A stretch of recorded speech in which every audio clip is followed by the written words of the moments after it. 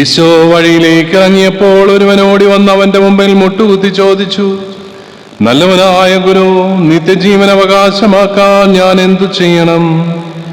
ഈശോനോട് ചോദിച്ചു, എന്തുകൊണ്ടാണ് നീ എന്നെ നല്ലവൻ എന്ന് വിളിക്കുന്നത്? ദൈവം ഒരുവനല്ലാതെ നല്ലവനായ ആരുമില്ല.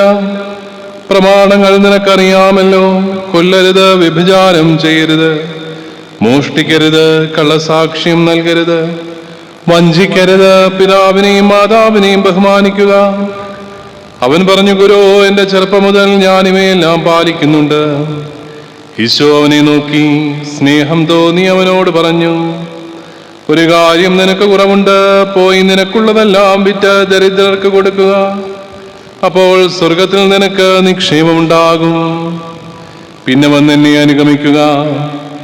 ഈ വചനം മൂലം മുഖം പാടി അവൻ സങ്കടത്തോടെ തിരിച്ചുപോയി.